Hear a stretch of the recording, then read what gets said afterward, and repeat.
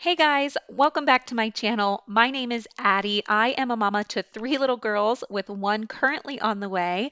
And today I thought I would share with you our homeschool routine because I have not shared this in a little while. I do preschool homeschool with my little one. I am also a full-time working mom, so we do this in about 10-15 minutes a day during lunch after, the littler one is asleep. And then Juliana and I will do little preschool for 10-15 minutes during my lunch break. So, to start, we always do our Bible story. And today we were doing the lost son or the prodigal son.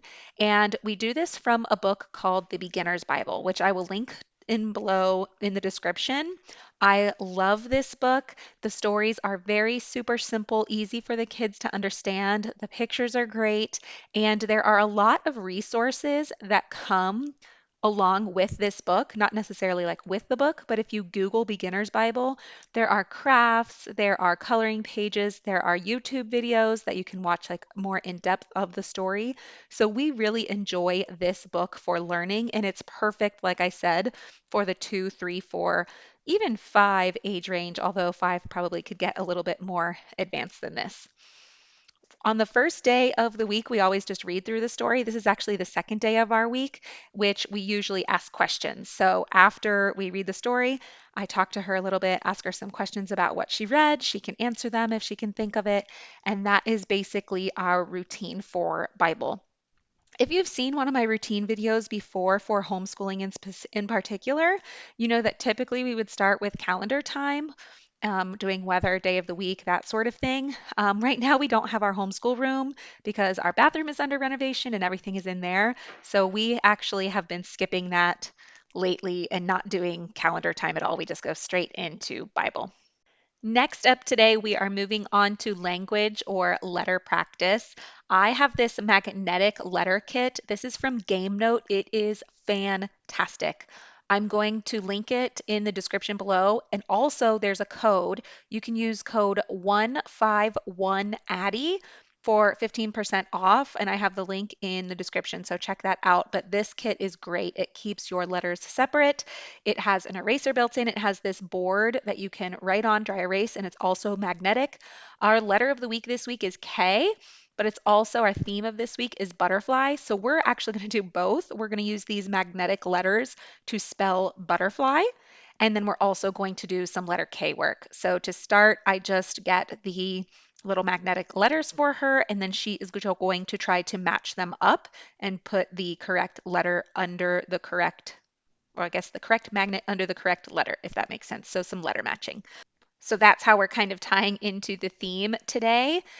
Alternatively, guys, if you've never used letter magnets before, like they're just fantastic. You can use them for spelling and stuff like this, but then you can also use them in sensory bins. It's a great addition if you are a homeschooler or just someone doing some stuff with your preschoolers, toddlers. It's a really great resource to have. So definitely check those out. Next up, we are specifically working on the letter K.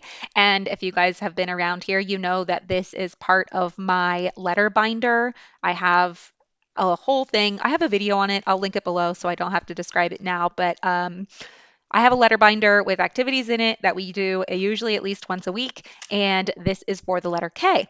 So she matched the pictures to the correct one, and every time she places it, I have her say the name so that she can practice that k sound. Then we do this king worksheet again, king k k, and she is working a little bit on shapes here. So it's matching the k sound with another activity, kind of like a math, but it's more just kind of a fun activity here, and she is practicing her shape vocabulary as well. We are now moving on to math. So our number of the week this week is 11. It's our first, more than 10 double digit number.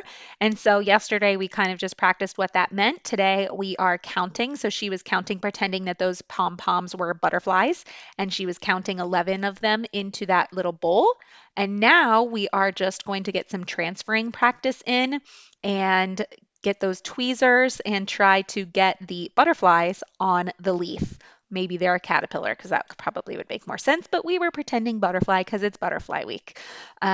So this is a very hard fine motor skill for a lot of kids. It takes a lot of patience and a lot of practice. If they cannot do all 11, that's okay. If you want to do a smaller number, that's okay. If you don't want to do it at all, that's okay. They can also practice their pincer grasp, but just with their fingers too.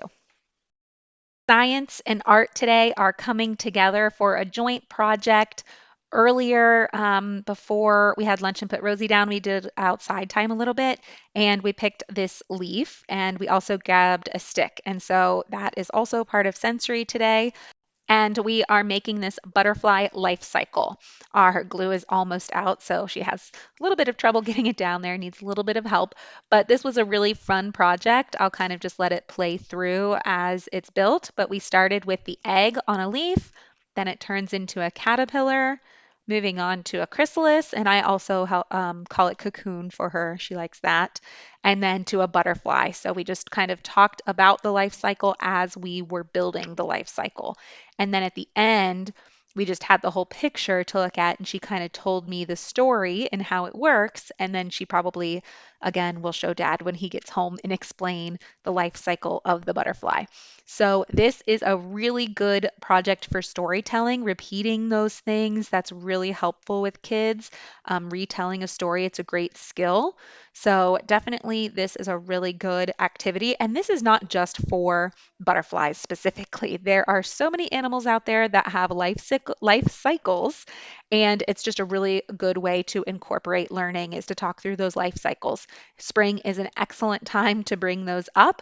So definitely would encourage you to look at some, frogs, salmon, caterpillars, or I mean butterflies, things like that. Really good to do. So I hope that this video is helpful to some of you and just seeing our routine. It is nothing big, huge, elaborate. We pretty much do our Bible story, language, math, science, and then usually an art. Again, today's was combined, but it's just quick, easy lessons. It's again 15 minutes a day that we do, and it does not have to be more than that. And honestly, it should not be more than that. For me, this does take quite a bit of planning and forethought because I work. I can't kind of do this day of.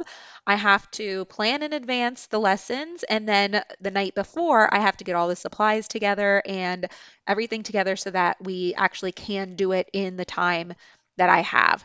If you have any questions, let me know. Otherwise, thanks for watching, and I will see you guys next time. Bye.